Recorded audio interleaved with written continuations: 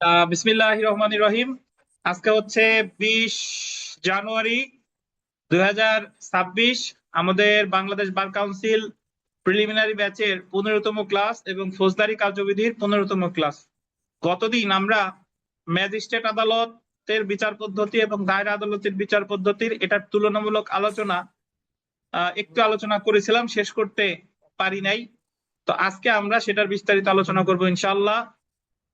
গতদিন যা পড়েছিলাম সেটা আমি একটু মনে করার চেষ্টা করি। দেখেন, গতদিন আমরা পড়েছিলাম যে ম্যাজিস্ট্রেট আদালতের বিচার পদ্ধতি আলোচনা করছে 241 ক থেকে 250 এবং অধ্যায় হচ্ছে 20। আর দায়রা আদালতের বিচার পদ্ধতি আলোচনা করেছে 265 ক থেকে 265 ছ, অধ্যায় হচ্ছে 23। এরপরে 241 ধারায় বলা হয়েছে যে ম্যাজিস্ট্রেট আদালত বিচারের ক্ষেত্রে নিম্ন কার্যপদ্ধতি অর্থাৎ 241 ক থেকে 250 অনুসরণ করবে। অপরদিকে দায়রা আদালতের ক্ষেত্রে যে রাষ্ট্রপক্ষের সকল মামলা পরিচালনা করবে পিপি, এটা বলছে 265 ক। আর রাষ্ট্রপক্ষের সবার মানে আগে বক্তব্য শুরু করবে পিপি, এটা বলছে 265 খ। এরপরে আমরা ম্যাজিস্ট্রেট আদালতে পড়েছিলাম অব্যাহতি বা ডিসচার্জ 241 ক ধারায়। ম্যাজিস্ট্রেট আদালতে যখন কোনো মামলা আমলি আদালত থেকে বদলি হয়ে আসলো তখন ম্যাজিস্ট্রেট আদালতে ডিসচার্জের শুনানি এবং চার্জ শুনানি একই দিনে অনুষ্ঠিত হবে। ডিসচার্জের আবেদন করে আসামি এবং ডিসচার্জের আবেদনের শুনানির সময় আদালত মামলার নথিপত্র বিবেচনা করে। নথিপত্র বলতে জিআর মামলা হলে এফআইআর 161, 164, পুলিশ রিপোর্ট, এগুলা। আর যদি সিআর মামলা বলেন তাহলে নালিশি দরখাস্ত, এইগুলা, তদন্ত প্রতিবেদন যদি থাকে সেগুলা। এবং উভয় পক্ষের বক্তব্য শুনবে, উভয় পক্ষের বক্তব্য শুনবে, আসামিরও শুনবে, নালিশকারীর বা রাষ্ট্রপক্ষেরও শুনবে। কিন্তু ওই মুহূর্তে ডিসচার্জ শুনানির সময় রাষ্ট্রপক্ষ যদি আসামি পক্ষ যদি নতুন কোনো কাগজপত্র দাখিল করে তাহলে সেটা বিবেচনায় সুযোগ নাই। এখন আপনি বলতে পারেন যে তাহলে আসামি পক্ষের কাগজপত্র কখন দেখবে? এটা পরে, পরে একটা মামলায় যখন বিচার শুরু হবে তখন সাফাই সাক্ষীর সময়। কিন্তু ডিসচার্জের সময় আসামির কোনো কাগজপত্র বিবেচনায় নিবে না। এবং আমরা পড়েছিলাম যে ডিসচার্জের বিরুদ্ধে প্রতিকার হলো রিভিশন। যে সংক্ষুব্ধ হবে, রাষ্ট্রপক্ষ হোক বা আসামি হোক, প্রতিকার কি? রিভিশন। সেম কাজগুলো দায়রা আদালত করে থাকে 265 সি বা 265 গ। এরপরে যদি অব্যাহতি না দেয় তাহলে তো চার্জ গঠন করবে। চার্জ গঠন করবে ম্যাজিস্ট্রেট আদালত 242 ধারায়। এবং চার্জ গঠনের সময় তাকে জিজ্ঞাসা করে যে আপনার বিরুদ্ধে চার্জ গঠন করা হলো, এটা পড়ে শোনাবে আপনি দোষী নাকি নির্দোষ, এটা 242। আর দায়রা আদালতে 265 ঘ। এখন চার্জ গঠনের সময় জিজ্ঞাসা করে যে আপনি কি দোষী নাকি নির্দোষ। সে যদি বলে আমি দোষী, এটার বলে গিলটি প্লিট। চার্জ গঠনের সময় দোষ স্বীকার করলে এটার বলে গিলটি প্লিট। এবং গিলটি প্লিটের উপর ভিত্তি করে দণ্ড দিতে পারে দায়রা আদালত অথবা ম্যাজিস্ট্রেট আদালত। দণ্ড দিতে বাধ্য না, বাট কি দিতে পারে। সেম কাজটা দায়রা আদালত করে 265 কত কুয়া। গতদিন আমরা এই পর্যন্তই পড়েছিলাম। এখন শুনেন, একটা ফৌজদারি মামলা যখন চার্জ গঠন হয়, ম্যাজিস্ট্রেট আদালত যাক বা দায়রা আদালতে যাক, মোট বেশ কয়েকটা পর্যায় আছে। আমরা এটারে ভাগ করতে পারি 3টা পর্যায়, মানে রায়ের আগ পর্যন্ত 3টা পর্যায়ের মধ্য দিয়ে যায়। চার্জ গঠনের পরে প্রথম ধাপ হলো বাদী পক্ষ বা রাষ্ট্রপক্ষের সাক্ষ্য গ্রহণ। মানে যিনি মামলা করছেন তিনি তার সাক্ষীদের আনবেন, সাক্ষীদের জবানবন্দি নিবেন, আর আসামি পক্ষের আইনজীবী সাক্ষীদের কি করবেন? জেরা করবে। তাহলে চার্জ গঠনের পরে প্রথম ধাপ হলো রাষ্ট্রপক্ষের সাক্ষ্য গ্রহণ বা নালিশকারী পক্ষের সাক্ষ্য গ্রহণ। যখন নালিশকারী পক্ষ বা রাষ্ট্রপক্ষের সাক্ষ্য গ্রহণ ক্লোজ হয়ে যাবে, তার পরবর্তী ধাপ হলো 342, মানে আসামিরও পরীক্ষা করা। কোর্টে যারা যান তারা দেখবেন যে যখন বাদী পক্ষের সাক্ষ্য গ্রহণ শেষ, বলে যে আগামী তারিখ 342 এর জন্য আছে। 342 কি? দেখেন, এতদিন পর্যন্ত যে রাষ্ট্রপক্ষের সাক্ষ্য গ্রহণ হলো, রাষ্ট্রপক্ষের সাক্ষ্য 1 নম্বর সাক্ষী PW1, 2 নম্বর সাক্ষী PW2, prosecution witness 1, prosecution witness 2। ধরেন একজনের 5 জন সাক্ষী, তাহলে আদালতে 5 জন সাক্ষী এসে কে কি দেখছে এটা বলবে, আর আসামি পক্ষের আইনজীবী ওই সাক্ষীরা কি করবে? জেরা করবে। এবং আসামিরা কিন্তু কাঠগড়ায় দাঁড় লাগানো থাকে। আসামিদের কাছে কিন্তু ভালো মন্দ কিছু শোনা হয় না, আইনজীবীরাও শুনবে না, বিচারকও শুনবে না। আসামিদের ভূমিকা কি? তারা চুপ করে কি দাঁড়ায় থাকা। বুঝতে পারছেন? তো যখন রাষ্ট্রপক্ষের সাক্ষ্য গ্রহণ শেষ বা নালিশকারী পক্ষের সাক্ষ্য গ্রহণ শেষ, পরবর্তী তারিখ হলো আসামিরে পরীক্ষা করা। কে পরীক্ষা করবে? আদালত। পরবর্তী তারিখে আদালত আসামিরে যে কোনো প্রশ্ন করতে পারে, যে কোনো প্রশ্ন। এতদিন তো প্রশ্ন করছে কে? আইনজীবী করছে সাক্ষীরে। আর 342-তে আদালত প্রশ্ন করবে কারে? আসামিরে। যে কোনো প্রশ্ন। যে আমি যদি একটা মামলার উদাহরণ দেই, যে ঝালকাঠিতে 2জন বিচারককে হত্যা করছিল বা একজন বিচারককে বোমা মেরে। তো 342-তে বিচারক মহোদয় জিজ্ঞাসা করছে যে আপনারা জেএমবির সদস্যদের, যে আপনারা যে বোমা মেরে হত্যা করছেন, এতদিন যে রাষ্ট্রপক্ষের সাক্ষ্য গ্রহণ হলো, আপনারা কি অনুতপ্ত কিনা? তো 342-তে এই প্রশ্ন বিচারক ওই জেএমবির সদস্যদের করছে। তো তারা বলতেছে যে আমরা তো অনুতপ্ত না, বরং সুযোগ পেলে এরকম ঘটনা আরো ঘটাইতে চাই। বুঝছেন? এটা হলো তার 342। তাহলে 342-তে আবার যা বলবে এটা বিচারক আবার কি লিখে নেবে, এবং সেখানে বিচারকও স্বাক্ষর করবে, আবার কি আসামিও স্বাক্ষর করবে। বুঝতে পারছেন? তাহলে প্রথমে হলো রাষ্ট্রপক্ষের সাক্ষ্য গ্রহণ, তারপর হলো আসামির পরীক্ষা। কে করবে? আদালত। এই আসামির পরীক্ষার পরের ধাপ হলো সাফাই সাক্ষী। কি বলেন? সাফাই সাক্ষী। এখন আমাদের কোর্টগুলোতে সাধারণত বিচারক 342-তে আসামিরে তেমন কিছু জিজ্ঞেস করে না, যে মামলা জাস্ট গতানুগতিক এই স্টেপটা অনুসরণ করা দরকার তাই করে। এখন যেটা নরমালি জিজ্ঞাসা করে সেটা জিজ্ঞেস করে যে আপনি কি সাফাই সাক্ষী দিতে চান কিনা। এই কারণে অনেকে মনে করে যে সাফাই সাক্ষী বোধহয় 342 ধারায় আছে। না, সাফাই সাক্ষী আছে 340 ধারায়। তাহলে প্রথমে হলো রাষ্ট্রপক্ষের সাক্ষ্য গ্রহণ, তারপর হলো 342 আসামির পরীক্ষা। আসামির পরীক্ষা আছে 342। ওই 342 ওনারা জিজ্ঞাসা করে আপনারা কি সাফাই সাক্ষী দিতে চান কিনা। সাফাই সাক্ষী কারা বলে? সাফাই সাক্ষী মানে হলো আসামির পক্ষে, আসামি এই শাকিল রে আনছে, মিলন রে আনছে, প্রবাস রে আনছে। এতদিন বাদী বলছে যে আসামিদারে মারছে, আর এতদিন আসামি পক্ষের সাক্ষীরা বলবে যে না, আসামি এরকম কোনো ঘটনা ঘটায় নাই। তাহলে আসামির সাক্ষীদের জবানবন্দি দিবে আসামি পক্ষের আইনজীবী, আর আসামি সাক্ষীরে জেরা করবে কে? বাদী পক্ষের আইনজীবী। বুঝেন কিনা? তাহলে প্রথমে হলো রাষ্ট্রপক্ষের সাক্ষ্য গ্রহণ, 342 কি সাফাই সাক্ষী। সাফাই সাক্ষী দেখ বা না দেখ, সাফাই সাক্ষী দিতে সে বাধ্য না, দিতেও পারে নাও পারে। বুঝেন কিনা? সাফাই সাক্ষী শেষে মামলার পরবর্তী তা হলো আর্গুমেন্ট বা যুক্তিতর্ক। এতদিন এই যে এক পক্ষ তারা অমুক পক্ষের সাক্ষী কি কইছে, এই পক্ষের সাক্ষী কি কইছে, এই যে আসামি বা বাদী পক্ষের আইনজীবী তারা আর্গুমেন্ট করে, এবং আর্গুমেন্ট যখন শেষ, পরবর্তী পর্যায়ে গিয়ে দেবে হচ্ছে মামলার কি রায়। রায় হয় দণ্ড, না হলে কি খালাস। তাহলে একটা ফৌজদারি মামলায় চার্জ গঠনের পর প্রথম হলো রাষ্ট্রপক্ষের সাক্ষ্য গ্রহণ, তারপর 342, তারপর সাফাই সাক্ষী, তারপরে আর্গুমেন্ট, আর্গুমেন্টের পরে কি রায়। বুঝেন কিনা? তাহলে এই যে আমরা ম্যাজিস্ট্রেট আদালতে পড়লাম যে সাক্ষ্য গ্রহণ চার্জ গঠন হলো তো 242, আর গিলটি প্লিট যদি কেউ করে বা না করে 243। যদি করে তাহলে তার সাথে সাথে সাজা দিতে পারে, আর না করলে তো নাই। তাহলে যখন না করলো, চার্জ গঠন হয়ে গেল, তাহলে এখন কি হবে? রাষ্ট্রপক্ষের সাক্ষ্য গ্রহণ 342, তারপর সাফাই সাক্ষী, তারপর যুক্তিতর্ক, তারপর রায়। এই যে রায়ের আগ পর্যন্ত যাবতীয় যা কিছু আছে, এই সব কিছু ম্যাজিস্ট্রেট আদালত করে 244 ধারায়। কত ধারায়? 244 ধারায়। 244 ধারাটা একটু পড়ি, দেখেন।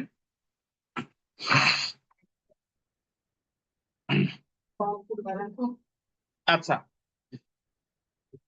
এই এক্সপিরিয়েন্স গুলো যদি আপনি কোর্টে গিয়ে, এই যে আমি আপনাদের যা শিখাইলাম, এই কথাগুলো আপনি কোর্টে গিয়ে শিখতে শিখতে আপনার 6-7 মাস লাগবে।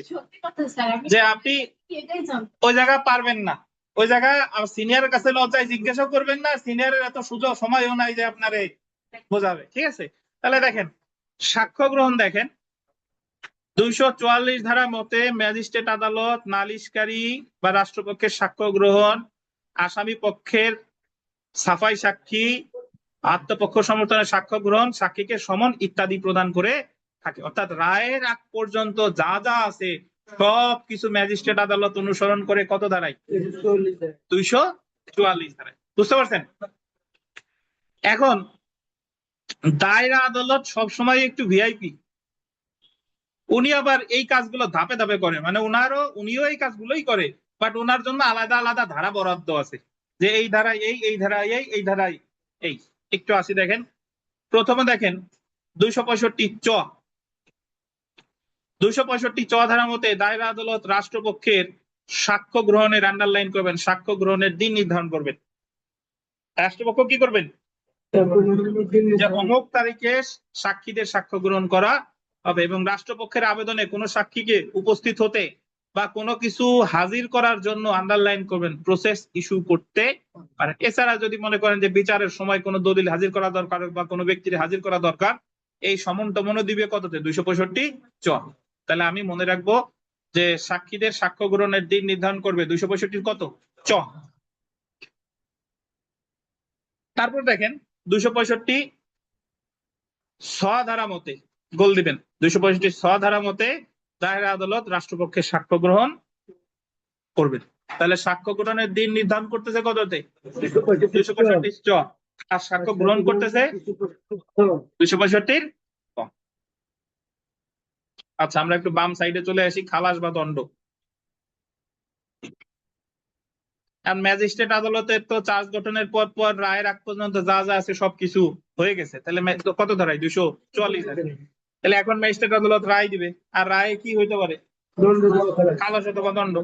তাহলে 245 ধারা মতে ম্যাজিস্ট্রেট আদালত অভিযুক্তকে খালাস, এই যে 245-এর 1 আর দণ্ড 245-এর কত? 2। তাহলে একটা মামলায় হয় তারে দণ্ড দিবে, নাইলে তারে কি দিবে? খালাস দিবে। এবং এই সবকিছু আছে কত ধারায়?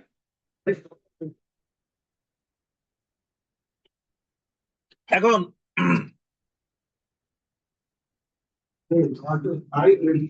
দায়রা আদালতে ভাই, দায়রা আদালতে হলো কি? দায়রা আদালতে তো রাষ্ট্রপক্ষের সাক্ষ্য গ্রহণ করলো, সোয়াতে হলো দিন নির্ধারণ করলো, সোয়াতে হলো সাক্ষ্য গ্রহণ করলো। সাফাই সাক্ষী আসামির পরীক্ষা গুলো কি কিছু হয়েছে? নাই, হয় নাই। কিন্তু দেখেন, রাষ্ট্রপক্ষের সাক্ষ্য গ্রহণ শেষে আসামিদের সাজা দেওয়ার মতো পর্যাপ্ত কারণ না থাকলে আসামিদের আত্মপক্ষ সমর্থনের আন্ডারলাইন করবেন সুযোগ দান ব্যতি রেখেই। মানে আসামিরে সাফাই সাক্ষী দেওয়ার সুযোগের দরকার নাই, বাদী পক্ষ যা ইচ্ছা বলছে তাতেই মনে হয়েছে আসামি কোনো ভুল করে নাই, কোনো অপরাধ করে নাই। গোল দিবেন 265 জ ধারা মতে দায়রা আদালত আসামিকে কি দিতে পারে? খালাস দিতে পারে। জ সমান সমান কত? এইচ। এখানে ইংরেজি একটু লিখে রাখেন, 265 জ সমান সমান 265 এইচ। তাহলে সাফাই সাক্ষী ব্যতীত, আর্গুমেন্ট ব্যতীত দায়রা আদালত আসামিরে খালাস দিচ্ছে কত ধারায়? 265 জ। কেন দিচ্ছে?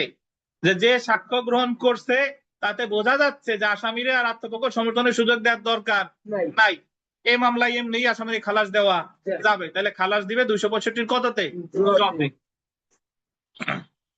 পূর্বের ধারা অনুসারে আসামিদের খালাস প্রদানের পর্যাপ্ত কারণ না থাকলে, যদি দেখলো যে না 265 জতে খালাস দেওয়া যাচ্ছে না, গোল দিবেন 265 জ ধারা অনুসারে আসামিদের আত্মপক্ষ সমর্থনের আহ্বান জানাবেন। তাহলে আসামিদের আত্মপক্ষ সমর্থনের আহ্বান জানাবেন কততে? 265 কত বলেন? জ। 265 জ। তাহলে সাক্ষ্য গ্রহণের দিন নির্ধারণ করলো চ, সাক্ষ্য গ্রহণ করলো ছ, খালাস দিল বর্গীয় জ। খালাস যদি না দেয় আত্মপক্ষ সমর্থনের সুযোগ দিবে কত? 265 জ। তারপরে দেখেন গোল দিবেন 265 ইও ধারা অনুসারে দায়রা আদালত প্রসিকিউশন বা আসামি পক্ষের যুক্তিতর্ক কি করবেন? শ্রবণ করবেন। এই ইও সমান সমান কত জানেন? যে একটু লিখে রাখেন ইংলিশে, যে 265 যে। আবার প্লাস করবেন 265 যে। তাহলে মনে রাখবেন আর্গুমেন্ট, তাহলে পরীক্ষায় প্রশ্ন আসে যে দায়রা আদালত যুক্তিতর্ক শ্রবণ করে কত ধারায়? 265 ইও। শুনেন, ম্যাজিস্ট্রেট আদালত যুক্তিতর্ক শ্রবণ করে, ম্যাজিস্ট্রেট আদালত সাক্ষীদের দিন নির্ধারণ করে, ম্যাজিস্ট্রেট আদালত সাফাই সাক্ষী নেয়, কিন্তু ওই জন্য ম্যাজিস্ট্রেট আদালতের যাবতীয় আলাদা কোন ধারা নাই। ম্যাজিস্ট্রেট আদালত সবকিছু করতেছে 200 কততে? 44-এ। কিন্তু দায়রা আদালত স্পেশাল, ওনার আলাদা আলাদা ধারা আছে। যদি বলে যে ম্যাজিস্ট্রেট আদালতের আর্গুমেন্টের আলাদা ধারা আছে, না, বাট দায়রা আদালতের কত? 265। তারপরে দেখেন 265 গোল দিবেন ট ধারা অনুসারে দায়রা আদালত আসামিকে খালাস অথবা দণ্ড প্রদান করেন। এবং সবকিছু শোনামেলার পরে যদি দেখে যে আসামি আসলেই অপরাধ করছে তাহলে তারা দণ্ড দিবে, আর যদি দেখে যে অপরাধ করে নাই তাহলে খালাস দিবে। এই যে দণ্ড বা খালাস যাই আছে না কেন, এটা আছে কততে? 265 কত বলেন? ট। 265 ট। যদি আমি আপনাদের বলি নির্মল সোনা, আপনি বলেন যে 265 জ আর ট দুই জায়গায় খালাস আছে, এই দুই খালাসের ভিতরে পার্থক্য কি? স্যার 265 জ যেটা এটা হচ্ছে কি স্যার, যখন সাক্ষ্য প্রকাশ করলো, করার পরে যদি মনে করেন কি যে এখানে আর ই করার দরকার নেই, আত্মপক্ষ সমর্থনের সুযোগ দেওয়ার দরকার নাই, মানে বাদীদের সাক্ষ্য দিয়েছে এতে মনে হয়েছে যে না অপরাধ করে নাই, সেই ক্ষেত্রে উনি খেলা দিতে পারে, তাহলে আর আসামির আত্মপক্ষ সমর্থনের সুযোগ দেওয়া লাগছে। আর যদি মনে করেন যে না পর্যাপ্ত সাক্ষ্য হয়েছে, হয়তো বা আসামি সাজা প্রাপ্ত আছে, তাহলে উনি আত্মপক্ষ সমর্থনের সুযোগ দিয়ে আসামির সাক্ষ্য গ্রহণ করতে 265 জ জ জ সত্য। আপনি বাসায় গেছেন, দেরি করে গেছেন, এখন আপনার ওয়াইফ বলতেছে যে দেরি করে আসছো কেন? ওয়াইফ যদি জানে যে দেরি করার ভ্যালিড রিজন আছে, যে আসলেই সে অমুক জায়গা ছিল, তাহলে আর আপনার কারণ দর্শাইতে বলতেছেন, আপনার মাফ করে দিছে ওইটি। এটা হলো 265 জ। আর আপনার বলতেছে যে কেন দেরি করে আসছো, তখন আপনি যে আপনার সিনিয়রের সাথে ছবি দেখালেন যে বিশ্বাস না হয় সিনিয়রের ফোন দাও, আমি ওনার সাথে ছিলাম, তাইলে আপনার খালাস দিল। এটা হলো 265 কত ট। বুঝছেন? এলো জ্বর খালাস আর টর খালাস।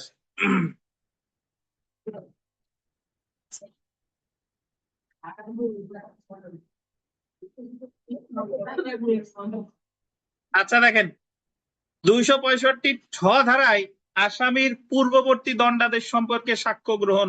আমরা এর আগে যখন চার্জ করছিলাম, চার্জের একটা উপাদান ছিল মনে আছে, যে চার্জে পূর্ববর্তী দণ্ডাদেশের কথা লেখে।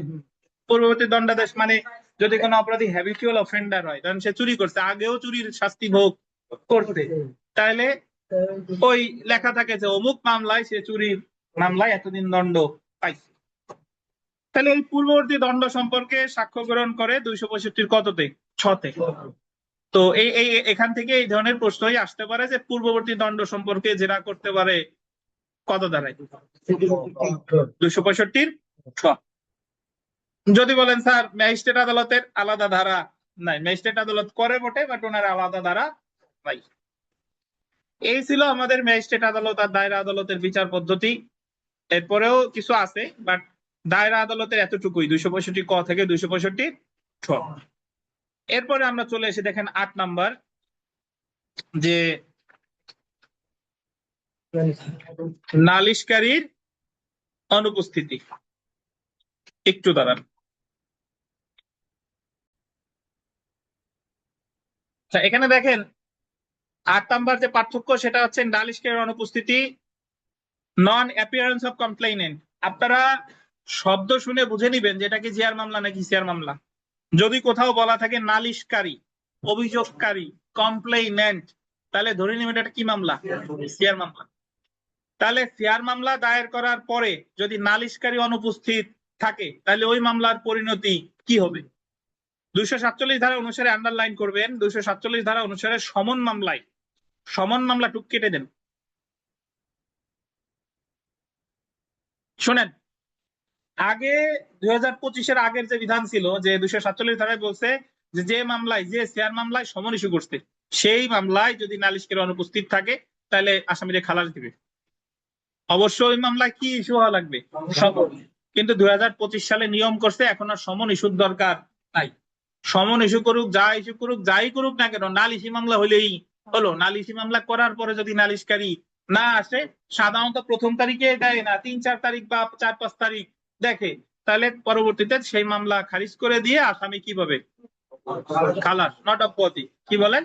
খালাস। এই যে দেখেন 247 ধারা অনুসারে সমন মামলায় নালিশকারীর অনুপস্থিতির জন্য, এখন আর সমন হবে না, এখন কি নালিশকারীর অনুপস্থিতির জন্য ম্যাজিস্ট্রেট আদালত অভিযুক্তকে খালাস প্রদান করতে পারেন। এছাড়া বল দিবেন সরকারি কর্মকর্তা হলে, নালিশকারী কি হলে, মানে যিনি মামলা করছেন, ধরেন তিনি ডিসি সাহেব, ডিসি সাহেব মামলা করেন না, ওই যে 144 ভঙ্গ করতে বাদী হবে কে? ডিসি সাহেব। তাহলে সরকারি কর্মকর্তা হলে তাকে ব্যক্তিগত হাজিরা থেকে কি দিতে পারে? অব্যাহতি দিতে পারে। তাহলে 247 ধারা 2025 সালে কি সংশোধনী এসেছে বলেন? ছিল সমন মামলা, আর এখন কি সিআর মামলা হলেই দায়রা আদালতের এরকম কোনো বিধান নাই, মানে দায়রা আদালতে মামলা করার পরে আসুক আর না আসুক, দায়রা আদালতে এরকম কোনো বিধান নাই। তারপরে আমরা চলে আসি মামলা প্রত্যাহার, উইথড্রয়াল অফ কমপ্লেইন্ট। মামলা কি বলেন? প্রত্যাহার। এটাও শেয়ার মামলা, ঠিক আছে। 47 শেয়ার, 48 কি শেয়ার। এই যে দেখেন 248 ধারা অনুসারে নালিশকারী, এটা আন্ডারলাইন করবেন, চার্জ গঠনের আগে বা পরে, গোল দিবেন, চার্জ গঠনের আগে বা পরে, চার্জ গঠনের আগে করুক অথবা কি পরে করুক, অর্থাৎ চূড়ান্ত রায়ের পূর্বে আদালতের অনুমতি সাপেক্ষে মামলা প্রত্যাহার করলে আসামি খালাস পেয়েছে বলে গণ্য হবে। শেয়ার মামলা যিনি দায়ের করতেন তিনি চার্জ গঠনের আগে প্রত্যাহার করুক বা চার্জ গঠনের কি পরে প্রত্যাহার করুক, আসামি কি পাবে? অব্যাহতি কে বলে? খালাস। চার্জ গঠনের আগে করুক পরে করুক কি খালাস। মনে রাখবেন 248 ধারায় মামলা প্রত্যাহার মানেই কি খালাস। তবে ডান পাশে চলে আসেন 494 ক। 494 ক ধারা অনুসারে পিপি গোল দিবেন চার্জ গঠনের আগে, কি বলেন? চার্জ গঠনের আগে আদালতের অনুমতি সাপেক্ষে মামলা প্রত্যাহার করলে আসামি গোল দিবেন অব্যাহতি। এই জায়গায় যে জিনিসটা মনে রাখতে হবে, পিপি যদি চার্জ গঠনের আগে প্রত্যাহার করে তাহলে কি অব্যাহতি। আর 494 খ ধারা অনুসারে পিপি চার্জ গঠনের পরে, এটা গোল দিবেন। চার্জ গঠনের কি বলেন? পরে। চার্জ গঠনের পরে মামলা প্রত্যাহার করলে আসামি কি পাবে? তাহলে এখানে দুইটা বিষয় খেয়াল রাখতে হবে। 494-তে চার্জ গঠনের আগে প্রত্যাহার করলে পিপি অব্যাহতি, আসামি পাবে অব্যাহতি। আর চার্জ গঠনের পরে প্রত্যাহার করলে আসামি পাবে কি খালাস। আর 248-এ চার্জ গঠনের আগে করুক আর পরে করুক, শেয়ার মামলা হলেই কি প্রত্যাহার করলেই খালাস। মজার বিষয় হলো 494 ক শুধুমাত্র বা 494 খ বা ওভারঅল 494 এটা ম্যাজিস্ট্রেট এবং দায়রা উভয় ক্ষেত্রেই প্রযোজ্য, বুঝছেন? ম্যাজিস্ট্রেট আদালতে জিআর মামলা আর দায়রা আদালতে গেলে তো সেশন কেস পড়ে। তো পিপি উভয় ক্ষেত্রেই মামলা প্রত্যাহার করতে পারে 494 ধারায়। তারপরে সেটা ম্যাজিস্ট্রেট আদালত হোক আর কোথায় হোক, দায়রা আদালতে হোক। তাহলে তানভীর সাহেব, শেয়ার মামলা চার্জ গঠনের আগে প্রত্যাহার করলে কি হবে? আগে পরে যখনই খালাস। আগে পরে যখনই হোক খালাস। রাব্বি সাহেব, তাহলে কোন ক্ষেত্রে চার্জ গঠনের আগে প্রত্যাহার করলে অব্যাহতি আর পরে করলে খালাস? কোন ক্ষেত্রে? হ্যাঁ হ্যাঁ, কোন ক্ষেত্রে?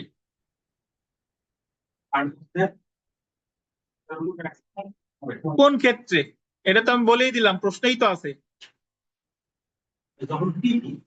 পিপি কি মামলা? আচ্ছা, জিআরই মনে রাখেন, কি জিআর মামলা। পিপি যদি চার্জ গঠনের আগে প্রত্যাহার করে আসামি পাবে অব্যাহতি, চার্জ গঠনের পরে করলে আসামি পাবে কি? ধন্যবাদ। এরপরে চলে আসি আমরা মামলার কার্যক্রম বন্ধ করা। মামলার কার্যক্রম কি বন্ধ করা। আগের দুই ধারা 47-48 কোন ধরনের মামলা? শেয়ার মামলা। আর এই 49 ধারা 249 ধারা এটা হলো শেয়ার মামলা ব্যতীত অন্যান্য মামলা। দেখেন 249 ধারা অনুসারে ম্যাজিস্ট্রেট আদালত কমপ্লেইন ব্যতীত, এটা গোল দিবেন, কমপ্লেইন ব্যতীত। কমপ্লেইন ব্যতীত মানে কি? অন্য কোন মামলার কার্যক্রম গোল দিবেন বন্ধ রেখে, এই বন্ধের ইংরেজি স্টপ, আসামিকে মুক্তি বা রিলিজ প্রদান করতে পারে। এই মুক্তি কিন্তু অব্যাহতিও না, এই মুক্তি খালাসও না, মুক্তি। যেমন একটু পড়ি তারপরে আমি ব্যাখ্যা দিচ্ছি। যেমন একটি জিআর মামলায় দীর্ঘদিন যাবৎ রাষ্ট্রপক্ষ কোনো সাক্ষী হাজির না করে তাহলে ম্যাজিস্ট্রেট আদালত এই ধারায় উক্ত মামলার কার্যক্রম বন্ধ রাখতে পারে। আমরা জানি কি যে চার্জ গঠনের পরে পরবর্তী ধাপ হচ্ছে রাষ্ট্রপক্ষের সাক্ষ্য গ্রহণ।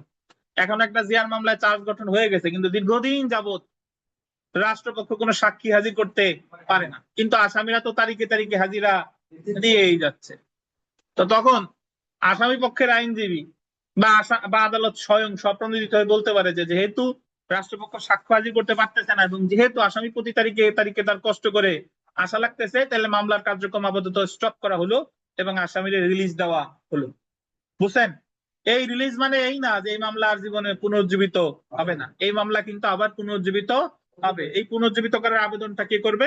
রাষ্ট্রপক্ষ, যদি তারা কি করতে পারে, সাক্ষী হাজির করতে পারে। এই যে দেখেন যে প্রতিকার, 249 ধারা যদি মামলার কার্যক্রম বন্ধ করে তাহলে কি কি প্রতিকার আছে? 249 ধারায় একই আদালতে মামলা পুনর্জীবিত করার আবেদন করা যায়। তাহলে পুনর্জীবিত করার আবেদন করবে কোন আদালতে? একই আদালতে। পুনর্জীবিত করার আবেদনটা কে করবে? রাষ্ট্রপক্ষ। এছাড়া উচ্চ আদালতে দেখেন রিভিশন করা যায় বা আন্ডারলাইন করবেন, নতুন করে কি করা যায়? মামলা করা যায়। তাহলে আকিনুর সাহেব, শেয়ার মামলায় যদি দীর্ঘদিন যাবত সাক্ষী না আনে তাহলে আদালত আসামিদের মুক্তি দিবে কত ধারায়? 249 ধারায়। মেলা তা আকিনুর তো বলে না।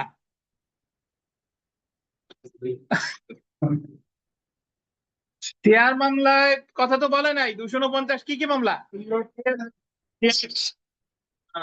তাহলে মামলার কার্যক্রম বন্ধ করে আসামির মুক্তি দিবে 249। এখন 249 ধারাটা সেই ক্ষেত্রেই প্রযোজ্য যে একজন সাক্ষীর সাক্ষ্য গ্রহণ হয় নাই। বুঝছেন?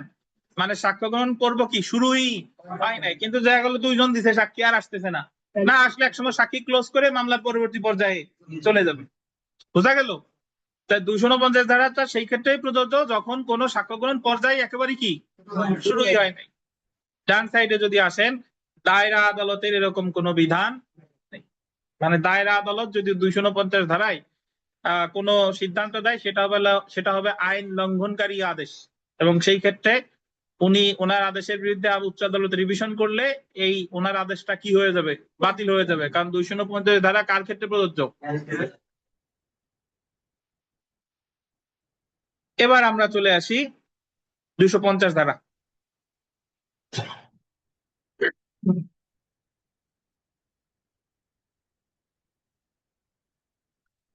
মিথ্যা, তুচ্ছ বা বিরক্তিকর অভিযোগ, ফলস, ফ্রিভোলাস অর ভেক্সাসাস অ্যাকুজিশনস। এই 250 ধারাটা সকল ফৌজদারি মামলায় প্রযোজ্য, সেটা জিআর, সিআর, নন জিআর যাই হোক না কেন। তাহলে আমি মনে রাখবো 47, 48 সিআর, 49 জিআর, নন জিআর, আর 250 সকল ফৌজদারি মামলা।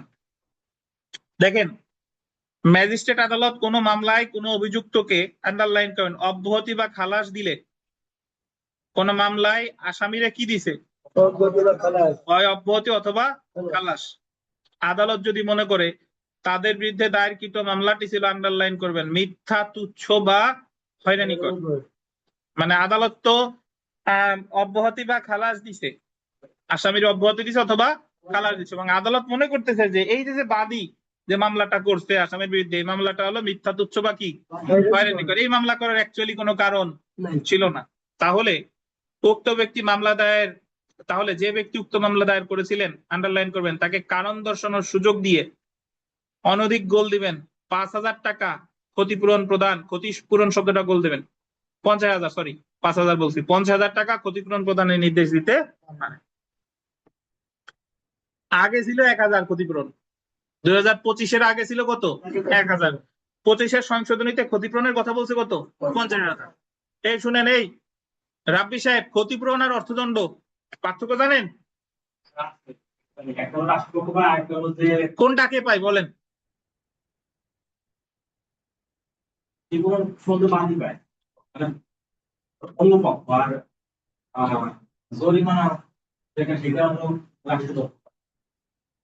মাহবুব সাহেব, বোর্ড দিকে একবারে তাকায় আছেন, উনি যা বলছে আপনি কি একমত?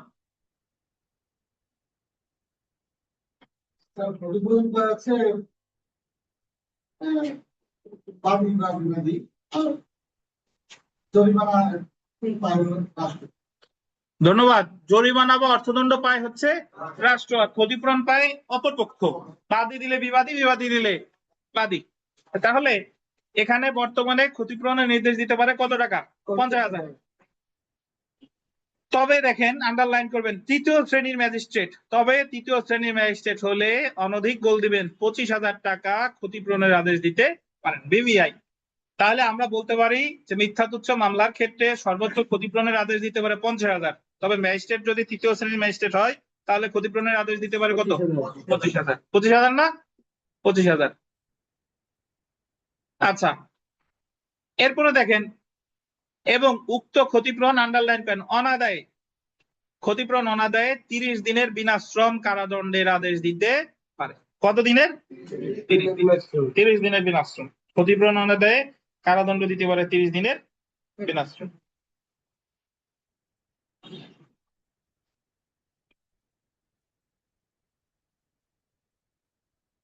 বুঝছেন?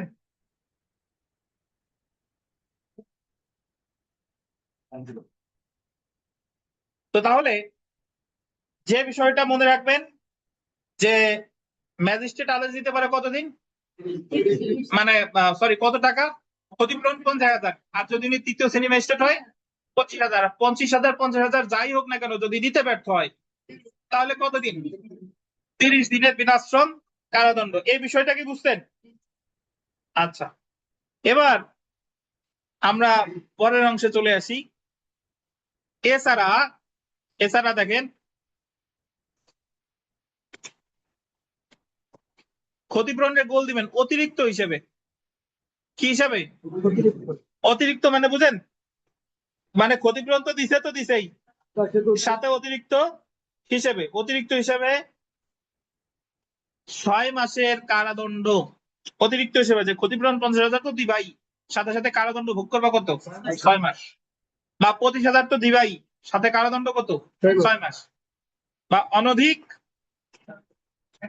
1 লক্ষ টাকা জরিমানা প্রদানের আদেশ দিতে পারে। বুঝেন কিনা? তাহলে তুমি ক্ষতিপূরণ তো দিবাই, এর সাথে সাথে হয় 6 মাস ভোগ করবা, নাইলে জরিমানা কত? 1 লক্ষ টাকা। কোনটুক বুঝেন নাই? মানে ক্ষতিপূরণও দিবে, জরিমানাও দিবে যদি আদালত মনে করে। এদিকে ক্ষতিপূরণ সর্বোচ্চ কত? 50,000, জরিমানা কত? 6 মাস অথবা 1 লক্ষ টাকা। এখন প্রশ্ন হলো যে তৃতীয় শ্রেণীর ম্যাজিস্ট্রেট কি 1 লক্ষ টাকার নির্দেশ দিতে পারবে কিনা? পারবে। তৃতীয় শ্রেণীর ম্যাজিস্ট্রেট ক্ষতিপূরণ দিতে পারবে 25,000, বাট এই জায়গা জরিমানার ক্ষেত্রে ওনার কোনো সীমাবদ্ধতা নাই। তৃতীয় শ্রেণীর ম্যাজিস্ট্রেটও 1 লক্ষ টাকা জরিমানার নির্দেশ দিতে পারবে। বুঝেন নাই বোধহয়? কে বুঝেন নাই প্রশ্ন করেন।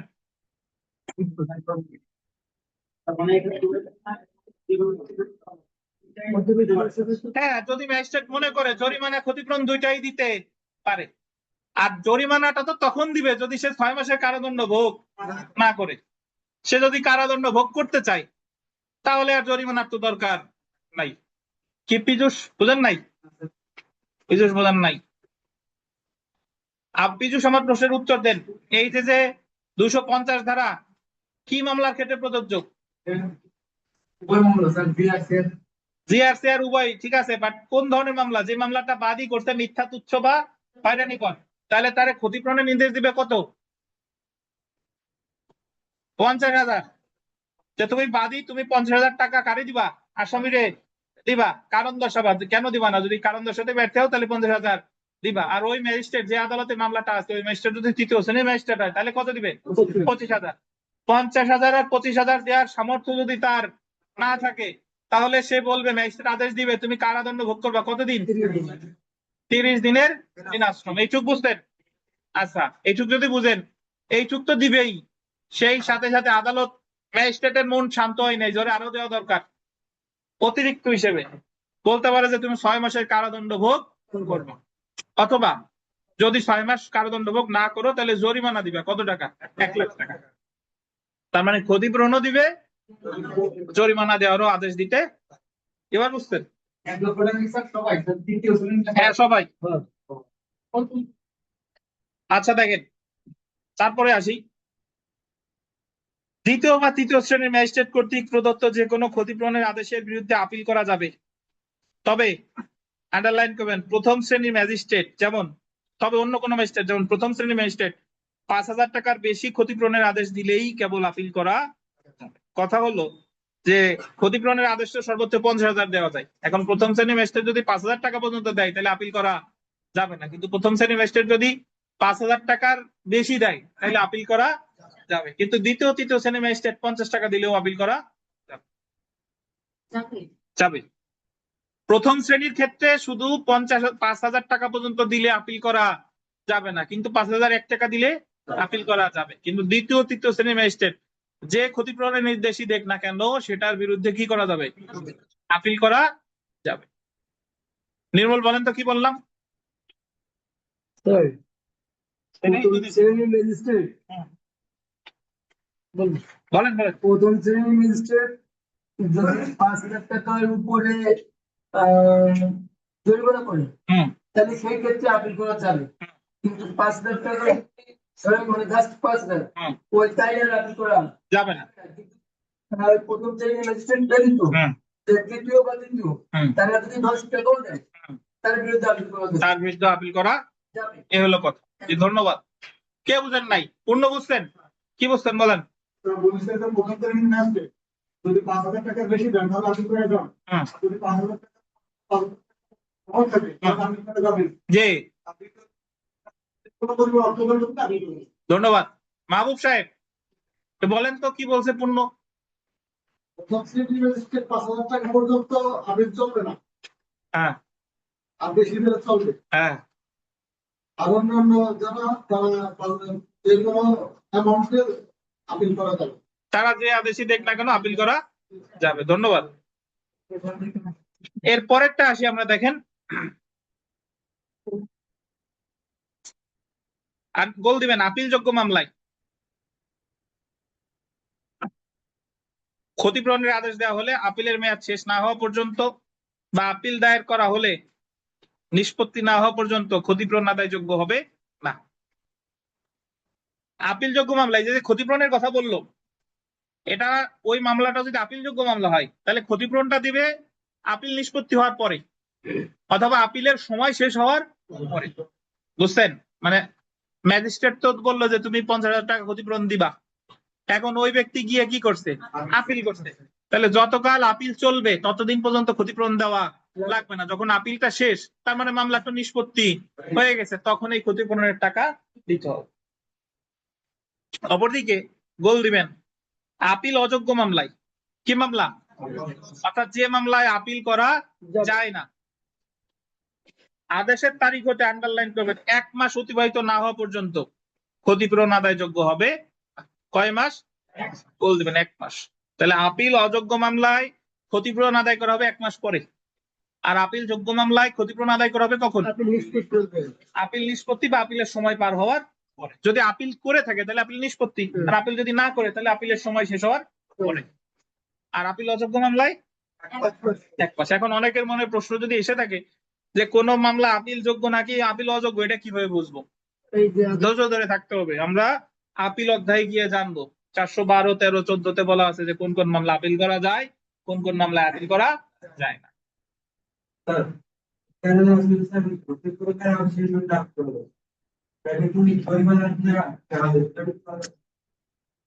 আচ্ছা, যে জায়গায় আপনি ক্ষতিপূরণের আদেশের অতিরিক্ত হিসেবেই তো জরিমানাটা দিচ্ছে। হ্যাঁ, সহজ কথা বললে ক্ষতিপূরণের আদেশের বিরুদ্ধে আপিলটা হচ্ছে।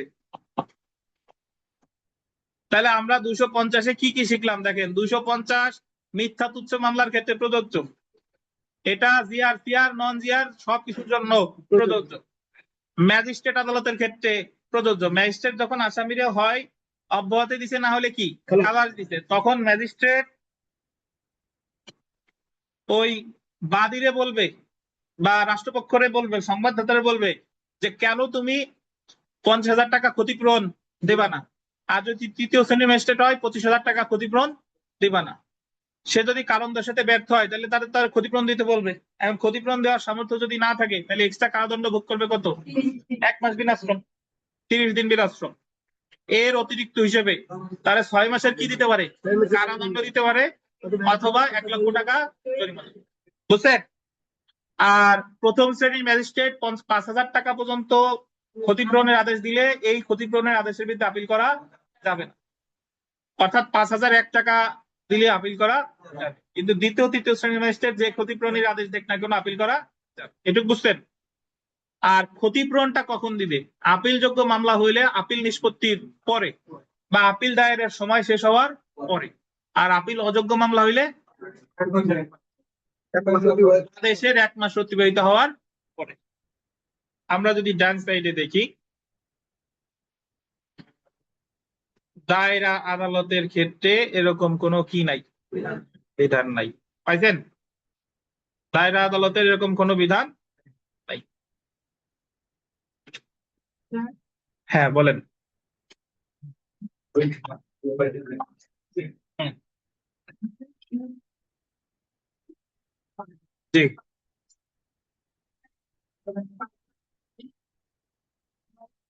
ম্যাজিস্ট্রেটের যে কোনো যেখানে আপনি খালি স্যার এই অ্যাপ্লিকেশন কোনো ওই অ্যাপ্লিকেশন করে ওই অ্যাপ্লিকেশন শেষ হবে ওই একই আপিল, যদি আপনি আপিল করেন, যতদিন পর্যন্ত আপিল নিষ্পত্তি না হচ্ছে, হ্যাঁ, ততদিন ক্ষতিপূরণ দিবে না। জি।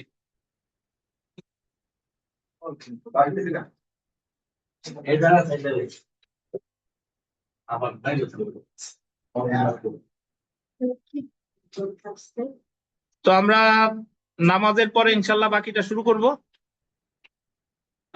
যতটুকু পড়লাম, আপনাদের কোনো প্রশ্ন থাকলে জিজ্ঞাসা করতে পারেন।